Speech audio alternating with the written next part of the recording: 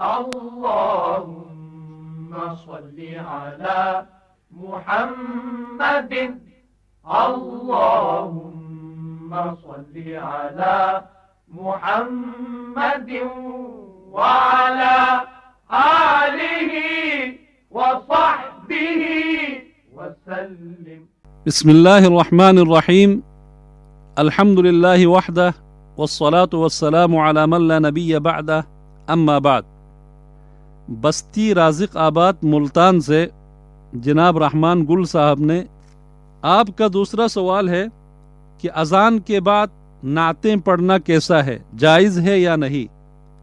اس کا جواب یہ ہے، دیکھیں رسول اللہ صلی اللہ علیہ وسلم کی شان میں نعت پڑھنا اور آپ کی تعریف و توصیف بیان کرنا یہ مستحب عمل ہے۔ حضرت حسان رضی اللہ عنہ رسول کریم صلی اللہ علیہ وسلم کی شان بیان کرتے ہوتے تھے اور آپ صلی اللہ علیہ وسلم انہیں پسندیدگی کی نگاہ سے دیکھ رہے ہوتے تھے۔ البتہ ہر کام کا اپنا ایک مقام ہوتا ہے اور ہر کام کو اپنے اپنے مناسب موقع و محل پر ادا کرنا ہی بہترین عقلمندی کی علامت ہے۔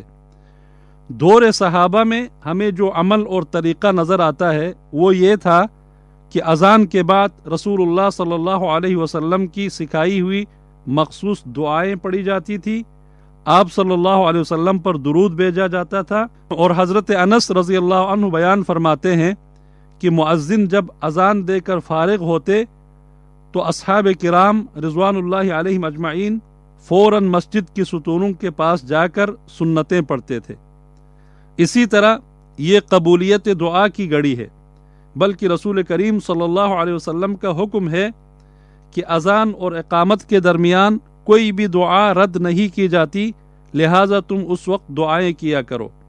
اسی طرح فرمایا بین کل اذانین صلاۃ، یعنی ہر اذان اور اقامت کے درمیان سنت نماز ہے۔